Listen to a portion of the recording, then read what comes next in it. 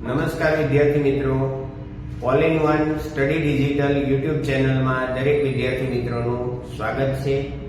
વિદ્યાર્થી મિત્રો, આપણે તૈયારી કરી રહ્યા છીએ કોમન એન્ટ્રન્સ ટેસ્ટ એટલે કે જ્ઞાન સેતુ પરીક્ષા. એના માટેના વિષય ગણિતના વિડીયો તમે આગળના વિડીયોની અંદર જોયા છે.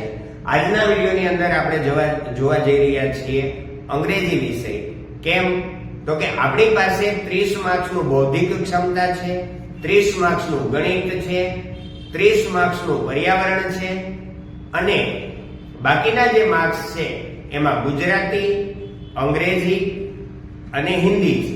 તો અંગ્રેજી પણ આપણી પાસે 10 માર્ક્સનું આમાં પૂછાવાનું છે. તો એની અંદર ખાસ કરીને શું પૂછાય છે? તો પહેલા તો આર્ટિકલ એ, એન અને ધ નો ઉપયોગ ઇંગ્લિશની અંદર ખાલી જગ્યાઓ તમને પૂછી શકાય. તો આપણે આ વિડીયોની અંદર અંગ્રેજી વિષય જોવાનો છે, આર્ટિકલ્સ. તો આર્ટિકલ્સ જોવા છે તો આર્ટિકલ્સ ની વાત જો આપણે કરી દઈએ તો અંગ્રેજી ભાષાની અંદર આપણી પાસે આર્ટિકલ્સ એ, એન અને ધ આ ત્રણ શબ્દોને આર્ટિકલ્સ કહેવામાં આવે છે. આ ત્રણ આર્ટિકલ્સ નો આપણે ઉપયોગ કેવી રીતે થાય એના માટેની આ વિડીયોની અંદર તમને સમજ આપવી છે. જે વિદ્યાર્થીઓને શાળાની અંદર અંગ્રેજી વિષયમાં વ્યાકરણ વિભાગમાં સમજાવવામાં આવ્યું છે, આ ઉપરાંત કેટલાક ચેપ્ટરની અંદર આવી ખાલી જગ્યાઓ પણ પૂછાય છે, છતાં પણ આપણને થોડો રિવિઝન મહાવરો થઈ જાય એના માટે આપણે આ વિડીયોની અંદર આર્ટિકલ્સનો ઉપયોગ જરા જોઈ લઈએ. આર્ટિકલ્સના બે પ્રકાર પાડવામાં આવ્યા છે. અનિશ્ચિત આર્ટિકલ હતો એ અને એન. અનિશ્ચિત આર્ટિકલ, આ આર્ટિકલનો ગુજરાતી અર્થ થાય છે એક. કોઈ પણ એક વસ્તુ, એ કહેતા એક અને એન કહેતા પણ એક, આ બંને અનિશ્ચિત આર્ટિકલ છે અને આ એ અને એન આર્ટિકલ્સનો ગુજરાતી અર્થ એક એવો થાય છે. ઉદાહરણ તરીકે ગુજરાતીમાં આર્ટિકલ નથી એટલે કે કેરી એમ આપણે બોલી શકીએ, પણ કેરી એટલે કે મેંગો. ઇંગ્લિશની અંદર જો આપણે બોલવું છે મેંગો તો મેંગો ખાલી નથી બોલી શકતા, પણ આપણે શું બોલવું પડે છે? અ મેંગો. આમ એ અને એન આર્ટિકલ ઉપયોગ કરતી વખતે ધ્યાનમાં રાખવાની કેટલીક બાબતો છે એને પણ આપણે સમજવાની છે.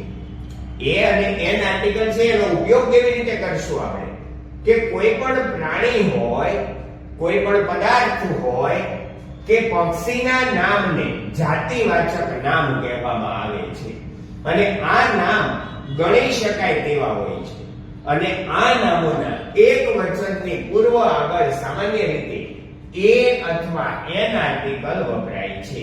આમ આર્ટિકલ એ નો ઉપયોગ કેવી રીતે થાય એ પહેલા આપણે સમજી લઈએ.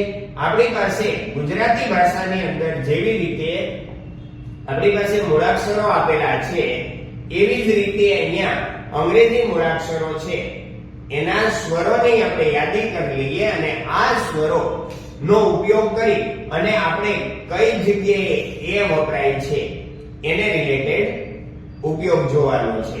પહેલી વાત કરી દઈએ કે અંગ્રેજી મૂળાક્ષરોમાં આપણને 5 સ્વર આપવામાં આવ્યા છે. A, E, I, O, U. A, E, I, O, U. આપણે કોઈને બોલાવતા હોઈએ વિદ્યાર્થીઓ, આપણે યાદ રાખવા માટે સરળ છે. A, I, O, U. A, E, I, O, U. એટલે આપણને ખબર પડી ગઈ કે આ 5 જે છે એ સ્વર છે. એવી જ રીતે આપણે ગુજરાતી ભાષામાં જોતા હતા અ, આ, ઈ, ઉ, ઋ, એ, ઐ, ઔ, ઔ, અમ અને અહ. આ 13 સ્વર હતા. ગુજરાતી ભાષામાં 13 સ્વર છે, અંગ્રેજી ભાષામાં માત્ર 5 છે અને 5 ને યાદ રાખવાના છે. A, I, O, U. A, I, O, U એટલે 5 સ્વર આપણી પાસે થઈ જાય છે. તો 5 સ્વરને આપણે સમજી લેવાના છે જેથી કરી અને આપણને અહીંયા આ આર્ટિકલ છે એના વિશેની સમજ મળે છે. આર્ટિકલ એ એવા નામ કે શબ્દ આગળ વપરાય છે કે જેનો ઉચ્ચાર ગુજરાતી વ્યંજનથી શરૂ થતો હોય, ગુજરાતી વ્યંજનથી થતો હોય. ઉદાહરણ તરીકે આઈ એમ બોય. તો અહીંયા આપણે જોવા જઈએ તો આઈ એમ a boy, I M a boy. તો અહીં જાતિવાચક શબ્દ બોય છે, જેનું ઉચ્ચારણ કરતી વખતે બ વ્યંજનથી થાય છે. બ છે શું છે? વ્યંજન છે. અને તેથી બોય શબ્દની આગળ આર્ટિકલ એ મૂકવામાં આવે છે. આઈ એમ અ બોય. કેમ બોય અહીંયા એ મૂકવામાં આવ્યો? તો કે બોય જે છે એના શબ્દનો ઉચ્ચાર આપણે જ્યારે કરીએ છીએ ત્યારે બ આવે છે. બ કહેતા ગુજરાતીની અંદર પણ એને આપણે વ્યંજન તરીકે કહી દઈએ છીએ ને આમ ગણીએ તો ઇંગ્લિશમાં પણ એ વ્યંજન જ થાય છે. તો એના કારણે આપણે એની આગળ એ મૂકીએ છીએ. આઈ એમ અ બોય. અને અહીંયા ઉચ્ચારણ વ્યંજનથી થયું છે એટલા માટે આની અંદર આપણે મૂકી દીધો છે એ. એના પછીની જો જરાક વાત કરી દઈએ,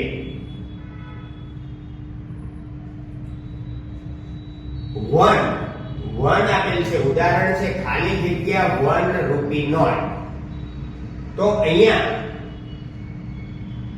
વન આપેલ છે. વન શબ્દનું ઉચ્ચારણ જ્યારે આપણે કરીએ છીએ ત્યારે એ વ્યંજનથી થાય છે.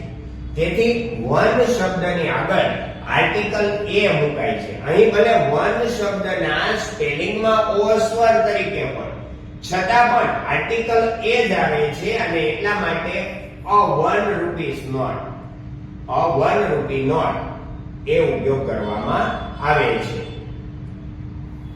આપણી પાસે કેટલાક બીજા પણ એવા છે. Cap, a cap, a pencil, a table. આ રીતે આપણે એના આગળ શા માટે એ આવે છે એની માહિતી આપણે જોવાની છે. હવે એન માટેનો જે ઉપયોગ છે તે સમજી લઈએ. પછી આપણે ઉદાહરણો એ અને એન વાળા જોવાના છે. પછી આગળ ધ નો પણ આપણે ઉપયોગ જોઈ લેવાનો છે. એન એ એવા નામ કે શબ્દની આગળ વપરાય છે કે જેનો ગુજરાતી સ્વરથી ઉચ્ચાર શરૂ થતો. કોઈ પણ શબ્દ છે એની શરૂઆત ગુજરાતીમાં સ્વરથી શરૂ થતી હોય. ઇટ ઇઝ ખાલી જગ્યા એલિફન્ટ. આપણે બોલીએ છીએ એલિફન્ટ અને એલિફન્ટ શબ્દ છે એમાં એ સ્વરથી એનું ઉચ્ચારણ થાય છે. તેથી એલિફન્ટની આગળ આપણે મૂકવો પડે છે N. It is an elephant. જવાબ છે અહીંયા શા માટે એન આવ્યું? તો ફરી વખત સમજાઈ દો કે આનું ઉચ્ચારણ ઈ થી નથી થતું પણ શેનાથી થાય છે? એ થી થાય છે. એલિફન્ટ. ઈ એ. આપણે જે શબ્દના ઉચ્ચારણ શીખીએ છીએ તો એની અંદર ફોનિક્સ ની અંદર આ ઈ છે એનું ઉચ્ચારણ આપણે એનાથી કરીએ છીએ ઈ અ. ઉદાહરણ તરીકે ખાલી જગ્યા એસટી બસ.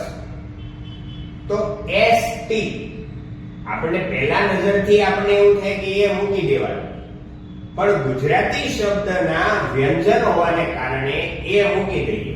પણ આપણને એવું થયું કે એસ એટલે એસ અ આવે છે અને એના કારણે આપણે એની આગળ એન મૂકવું પડે છે. અને એન મૂકીએ એટલે આપણને ખબર પડે કે આ શબ્દની આગળ એસ થી શરૂઆત થાય છે એટલા માટે અહીંયા એન નો ઉપયોગ કરવામાં આવ્યો છે. હવે આવા કેટલાક ઉદાહરણને આપણે જોઈ લઈએ. તો કે apple, an apple, an ink pot, ink pot આપ્યો છે તો એન ઇન્ક પોટ. ઓક્સ તો કે એન ઓક્સ.